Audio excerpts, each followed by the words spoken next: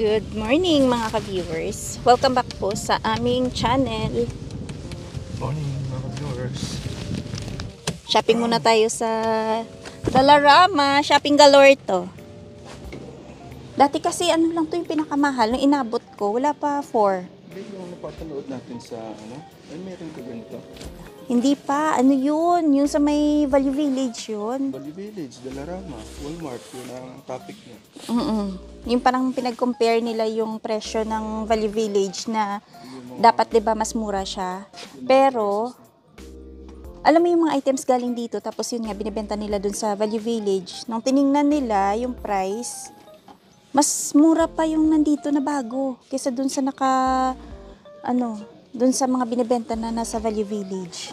Pizza cutter, ito. So ito po yung kailangan ko. Kasi yung unang nabili ni Dadong, yung parang may stopper dito, so hindi maganda. Sa bagay dito, pag marunong kang pumili ng mga items na dito mo bibilhin, may mga magaganda din naman, tsaka depende sa paggamit, 'di ba? Kung tatagal siya or hindi. Lalo yung mga pang kitchen, ayan, mapili ka lang sa maayos-ayos na klase.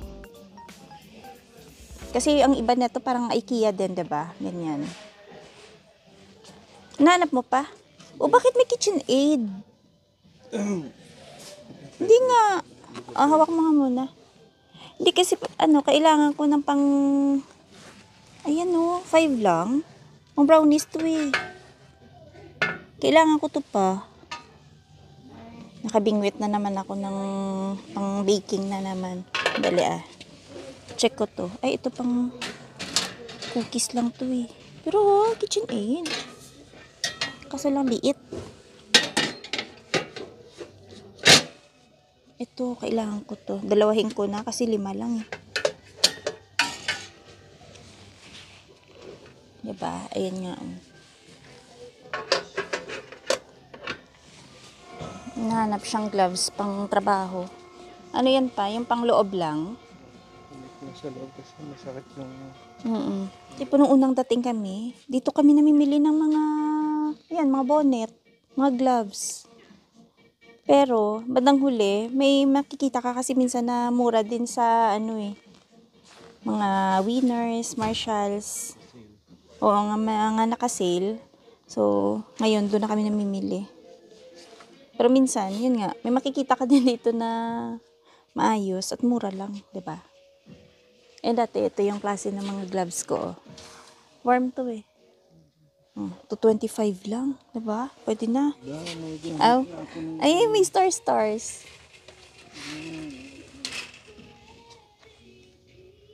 Sa SGI? HK Henderson po. Opo. SGI is sugar. Oh. Sa may dude. Okay. hanapin nyo na lang si Nash kapag may kailangan kayo. Oo. Hello, punta po kayo sa HK Henderson sa may Dudney po kung kailangan nyo po ng plates, tenant insurance, home insurance.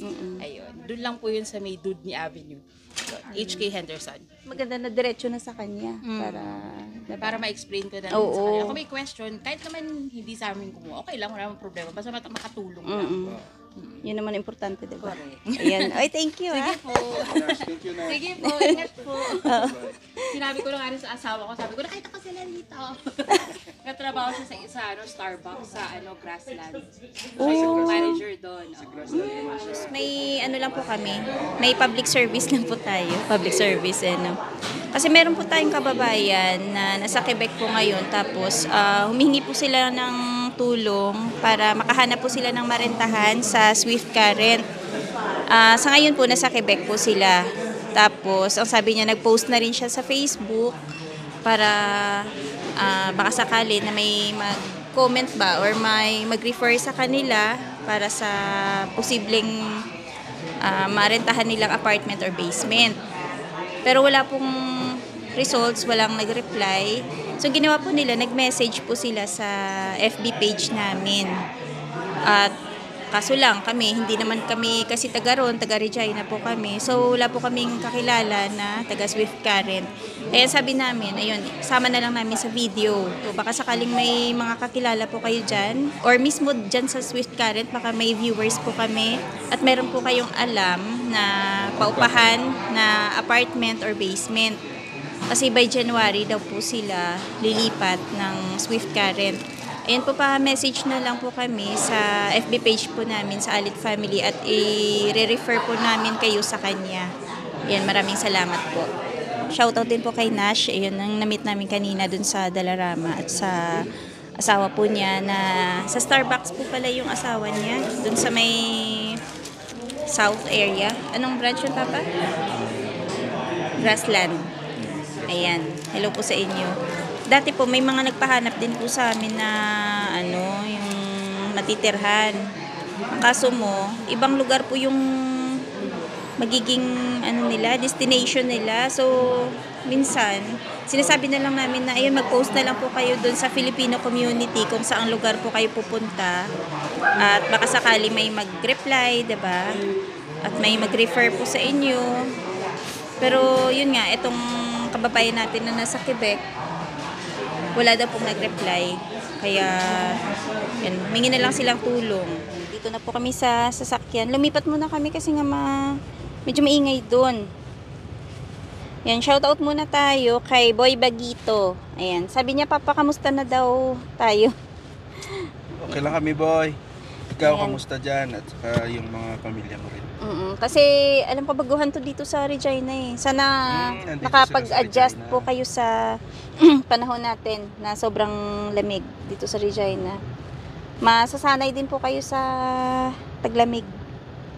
Tapos sabi ni Juan Petiza, ayan, nag-like daw siya at nag-subscribe sa ating channel from Mississauga, Ontario. Ayan, maraming salamat po sa pag-subscribe sa aming channel.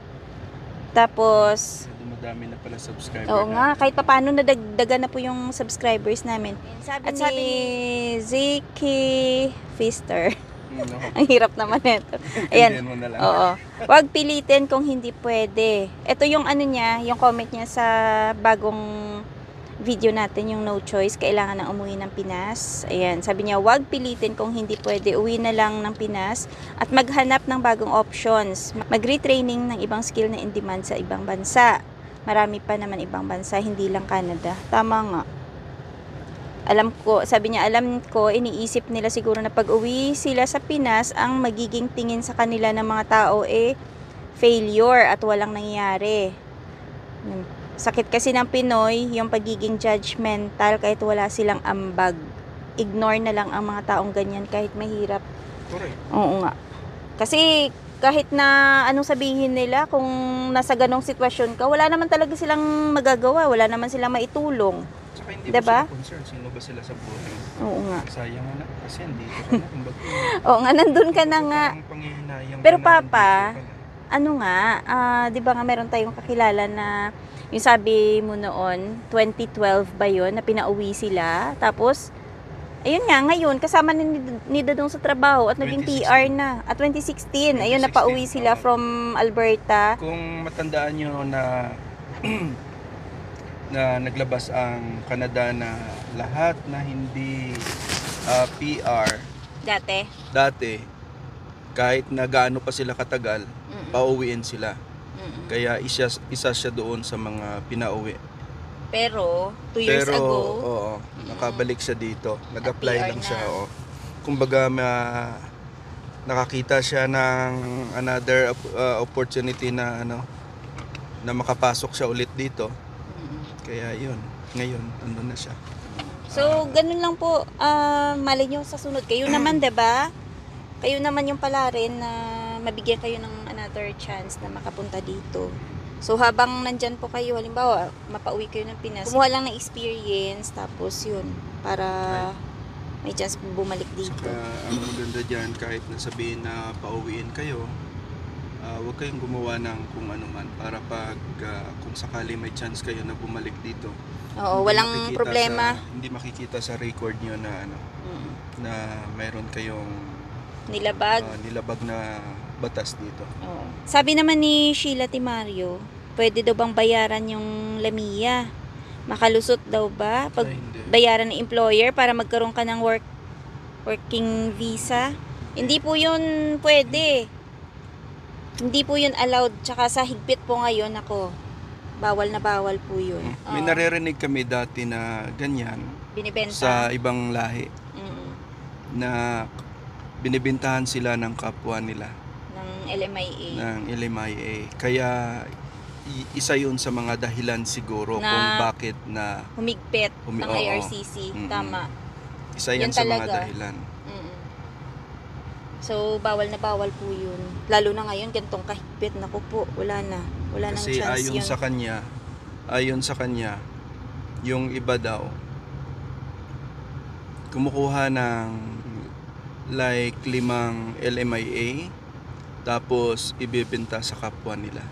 Oo. Ano yung employer yun? Employer siya. Oo. Employer siya. Hindi siya ganun kalakihan ng mga Na mga business. ng mga business, ganun. Ang style nila. Sabi niya, siya naman nagkwento sa akin, pero hindi ko nabanggitin. Basta hindi siya natin kalahi. Ang ginagawa nila, magpapatayo daw sila o magbibili sila ng business, small business. Oo. Para Tapos, magkaroon sila ng Lamia. Yes. Okay. Tapos mag-apply sila ng Lamia sa government. Noon yun, nung hindi pa ganun kahigpit. Oo. Yun ang ano nila. Kaya, So, parang naabuso. yes. Instead na libre ang LMIA, Naging business nila. nagiging business nila. Nababawi nila yung capital nila doon sa small business na binili nila. Okay. Tapos pag bininta nila yung business nila, kikita pa sila. Yan ang sabi sa akin. Yan ang sabi niya sa akin. Pero totoo din naman. Kahit sa mga Pinoy, may narinig din akong ganyan. Pero, syempre, hindi naman namin na-meet yung mga ganong tao. Tapos, alam mo yun, makikita mo lang sa mga post sa social media, yung mga ganyan. Pero, wala naman kaming wala naman kaming proof doon at wala kaming direct na alam talaga doon. Sabi-sabi, So, diba? Mga ganon. wala kaming idea dyan sa mga bintahan ng mga Oo. LMIA na yan. Pero ang tinatanong mo, bawal na bawal yan. At Bawal 3%. talaga. Oo. Sabi ni Fag, ayan, iba na ang sitwasyon noon at ngayon. Huwag ipilit. Exit na lang para good record. Ito yung sinasabi ni Dadong O nga. Plus points yan, Canadian experience. Kapag after 3 to 4 years, apply ulit para bumalik sa Canada. Oo, yun. Yun nga. Yan, tama yan. Okay na yun na may Kung may experience ka na dito at the same time, 'di ba? Magiging mo 'yun, plus factor mo 'yun na nag-aral ka dito, yung iba nag-aral dito, may Canadian experience na. So sa ngayon kung hindi ka napagbigyan ng Canada, malay mo 'yun. After 2 to 3 years, maging maluag na ulit yung immigration, 'di ba? At doon ka pala rin ulit. Kasi hindi naman maging steady lang sa gantong Correct. status yung immigration ang sitwasyon ng Canada. Oo. Kasi yun nga sabi nila, dahil nga magkakaroon ng election, so medyo nagkakahigpitan. Pero after niyan, Darating ang time na mangangailangan sila ulit. ng Kahit mga na yung empleyado. So ayan po, malapit na kami sa bahay. Hanggang dito na lang muna yung aming video for today. Maraming salamat sa palaging panonood. At sa mga bagong subscribers po namin, thank you so much. Salamat sa maagang pamasko po nyo. Dumadami na po tayo kahit papano. Ayan. Hanggang dito na lang po yung aming video for today. Ingat-ingat. Bye-bye. Happy weekend po sa lahat. Bye-bye, Dadong. Bye-bye mga ka-viewers. Pagdating ko pala sa bahay, magluluto tayo ng laing pala. Ayan. Laing, tsaka ulam namin. Ano ba yun? May isda pa tayo doon na tuyo, no? Ulam natin ngayon is laing, tsaka yung tuyo. Naku, ang sarap. Madali ko lang naman lutuin yun. Yes. So, may gata yung ating ulam. Saktong-sakto pag malamig yung panahon, tapos bagong sinaing, ay naku po, taob na naman ang kaldero. Kagabi, ang sarap po ng ulam namin pala. Ayan, pinagluto kami ni Janice ng, ano yun pa? Binigyan kami ng Oo. Binigyan kami ala ng Captain's Boy. ala Captain's Boil na, ano, shrimp. Ay, ang galing. Ang sarap po nung pagkaluto niya. Shout out sa iyo, Janice, sa masarap na luto mo. Ayan, Janice, ano daw? Alam mo na yung lulutuin mo Sa Pasko. Sa Pasko. Oo, ang sarap. Yun na yun. Nagustuhan ng, ano, mga maaarte yung dila. Nakatoka na yan sa iyo. Ayan. So, ayan. Pa dito na kami sa bahay. Ayan, magluluto na po tayo ng laing. So, may ginisa na po akong ditong sibuyas, luya, tsaka yung bawang. Pwede na natin i-add yung ating pork.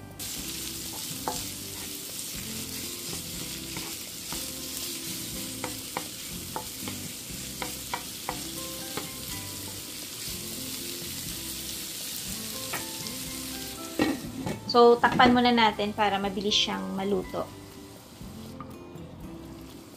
Ayan, after mga ilang minutes, ayan na po yung itsura ng ating pork. So, naglagay po ako dyan ng konting asin, tsaka konting toyo para magkakulay lang yung pork natin.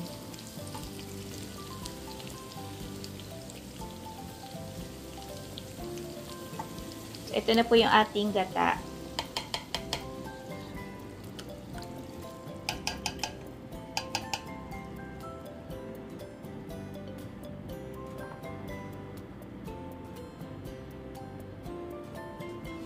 Dahil kumukulo na siya, pwede na nating i-add yung ating dahon ng gabi. Ayan, wag lang daw pong haluin ng husto, bali pwedeng idiin lang para ma-absorb lang po niya yung gata.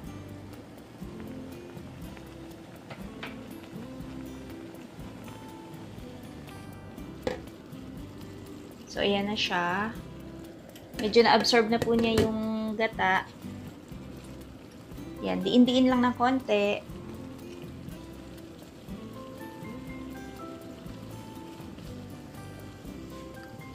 So, pwede na po tayong magdagdag ng bagoong. Bale, 3 tablespoons lang yung aking ilalagay dito.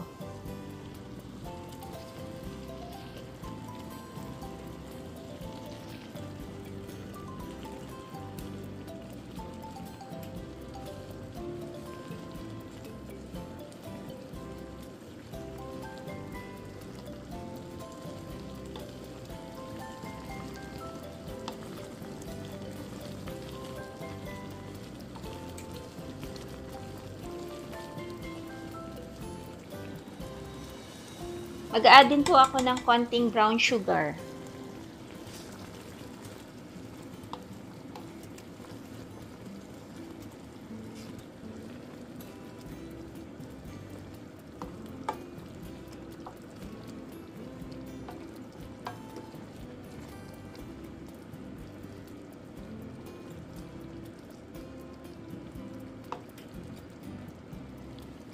At syempre, yung ating sili. Ayan.